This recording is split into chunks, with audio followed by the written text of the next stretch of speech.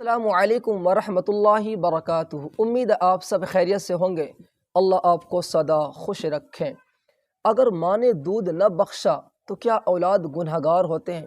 कहते हैं कि जल्दी से दूध बख्शवा लें। अगर आपकी माँ ने आपको दूध ने बख्शा, दूध माफ़ नहीं किया तो आप अल्लाह के नज़रों में पकड़े जाएंगे।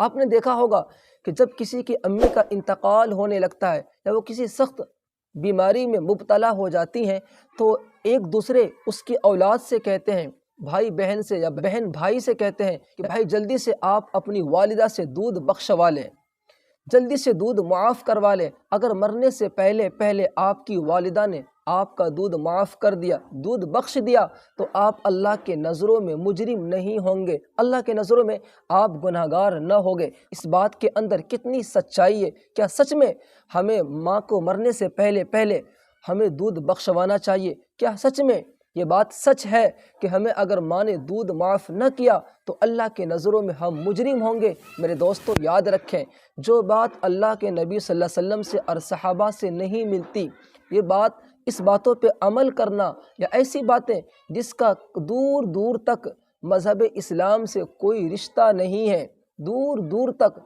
कोई मतलब नहीं बनता, उस बात को लाके अवाम के अंदर रखना और उस बात पे अमल करना, और ये बात इस कदर फैल रही है, लगता है कि शायद कोई इंसान इस बात को लेके घर घर दावत देते हैं कि भाई माँ को मरने से पहले आप दूध बख्शवा लेना। अच्छा, अगर दूध बख्शवाना है तो हम कैसे बख्शवाएं?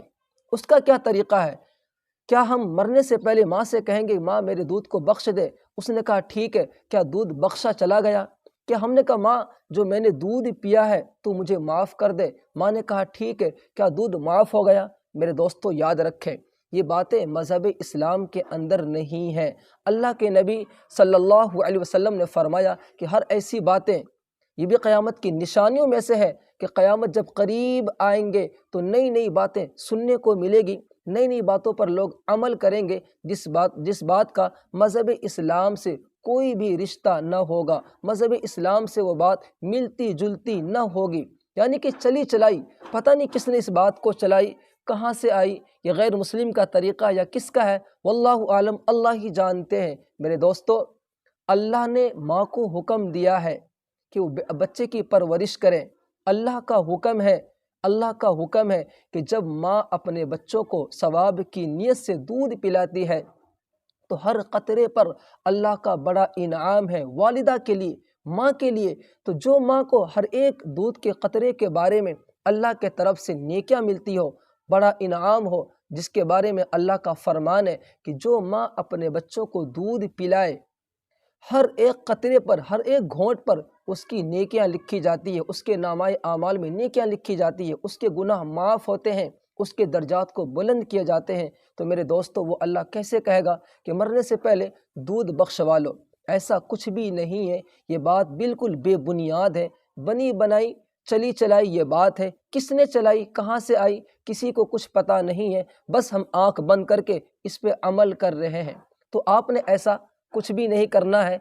अल्लाह का हुक्म है माँ बाप के लिए कि औलाद की परवरिश करे, और औलाद के ज़िम्मे है कि जब माँ बाप बुढ़ापे की आलम में आए, जैसे उसने तुम्हारी परवरिश की है, तुम्हें पाला है, 9 महीना माँ ने गोद में रखा, दूध पिलाए, आपको चलना सिखाया, तो औलाद के ज़िम्मे है कि जब वो बुढ़ापे की आलम में आ जाए तो आप उसका सहारा बने, आप उसकी उंगली पकड़ें, आप उसके दुख सुख में शामिल हो, न कि ये कहकर कि तू मुझे दूध माफ़ कर दे और सारा खेल ख़त्म। ऐसा कुछ भी नहीं है। तो आप अच्छी तरीके से समझ गए होंगे कि हमें दूध बख्शवाना या दूध माफ़ करवाना कुछ भी नहीं करना है, माँ की खिदमत करनी है।